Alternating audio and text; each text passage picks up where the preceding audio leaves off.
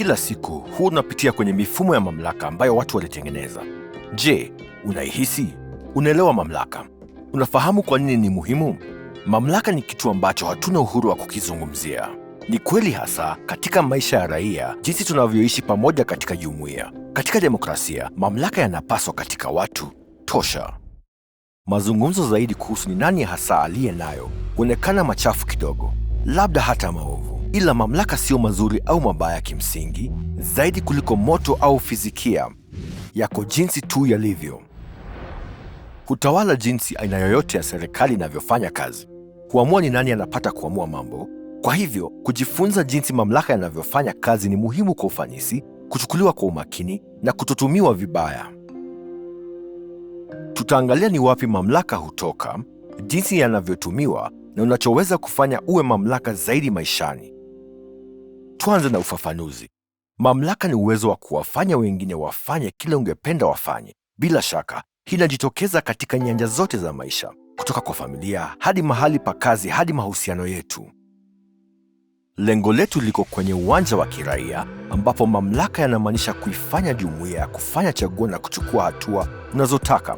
Kuna vyanzo 6 kuu vya nguvu za raia. Kwanza, kuna nguvu ya kimwili na uwezo wa vurugu. Udhibiti wa njia za nguvu, iwe kwa polisi au wanamgambo, ni mamlaka katika hali yake ya chini. Chanzo cha pili cha mamlaka ni utajiri. Pesa huunda uwezo wa kununua matokeo na kununua karibu aina nyingine yoyote ya mamlaka. Aina ya tatu ya mamlaka ni hatua ya serikali. Serikali. Haya ni matumizi ya sheria na urasimu kulazimisha watu kufanya au kutofanya mambo fulani.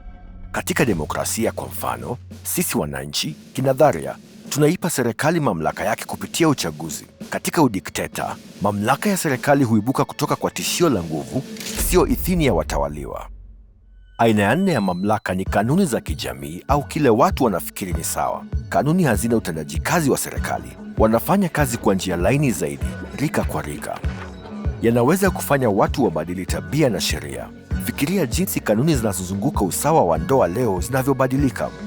Aina ya 5 ya mamlaka ni mawazo. Wazo, uhuru wa mtu binafsi, tuseme, au usawa wa rangi, inaweza kuzalisha kiasi kikubwa cha mamlaka ikiwa inawachochea watu wa kutosha kubadili mawazo na matendo yao. Na kwa hivyo chanzo cha 6 cha mamlaka ni nambari. Wanadamu wengi, umati wa watu wenye sauti, huunda mamlaka kwa kueleza wingi wa nia ya pamoja na kwa kudai uhalali. Fikiria juu ya Arab Spring au kuibuka kwa karamu ya chai, Tea Party. Idadi ya watu. Hivi ndivyo vyanzo 6 vya mamlaka, kile mamlaka ilicho. Sasa tufikirie jinsi mamlaka hufanya kazi. Kuna sheria 3 za mamlaka za kuchunguzwa. Sheria namba 1. Mamlaka haitulii kamwe. Daima hujilimbikiza au kudidimia katika uwanja wa raia. Kwa hivyo, ikiwa hauchukui hatua, unachukuliwa hatua. Sheria namba 2. Mamlaka ni kama maji. Inapita kama mkondo kupitia maisha ya kila siku. Siasa ni kazi ya kutumia mtiririko huo katika mwelekeo unaopenda. Uundaji wa sera ni juhudi ya kufungia na kuendeleza mtiririko fulani wa mamlaka. Sera ni mamlaka yaliyohifadhiwa. Sheria namba 3. Mamlaka huongezeka. Mamlaka huzaa mamlaka zaidi na vilevile kutokuwa na mamlaka. Kitu pekee kinachoifanya sheria namba 3 isipeleke kwenye hali ambapo mtu mmoja pekee ndiye mwenye mamlaka yote ni jinsi tunavyotumia sheria ya kwanza na ya pili. Je, tunaweka sheria gani ili watu wachache wasijikusanyie mamlaka mengi na wasiweze kuweka upendeleo wao katika sera? Ndiyo demokrasia, na utaona sheria hizi zinafanya kazi kwa hadithi yoyote ya habari. Wale wa mishahara midogo huungana wapewe nyongeza. Kampuni za mafuta hujaribu bomba kubwa liidhinishwe. Mashoga na wasagaji haki ya kuoana. Wazazi wa mjini wanadai vocha za shule. Unaweza kuunga mkono juhudi hizi au la. Ikiwa utapata unachotaka inategemea jinsi ulivyo mahiri na mamlaka, ambapo hutuleta kwa unachoweza kufanya ili kuwa na mamlaka zaidi maishani. Hapa ni muhimu kufikiria katika swala la kusoma na kuandika. Changamoto yako ni kujifunza jinsi ya kusoma. Kugundua mamlaka ni kuwa makini na maandishi mengi ya mamlaka uwezavyo. Simaanishi vitabu pekee, inamaanisha kuona jamii kama seti ya maandishi. Hupendi mambo yalivyo chuoni mwako au jiji au nchi yako? Chunguza aliye na aina gani ya mamlaka katika mifumo gani. Kwa nini imekuwa hivi? Nani anayefanya iwe hivyo, na nani anataka kuyadumisha vivyo? Jifunze mikakati wengine katika hali hizo walitumia. Pigo la mbele au lisiloelekezwa. Mseto au mamlaka ya karismatiki. Soma ili uweze kuandika.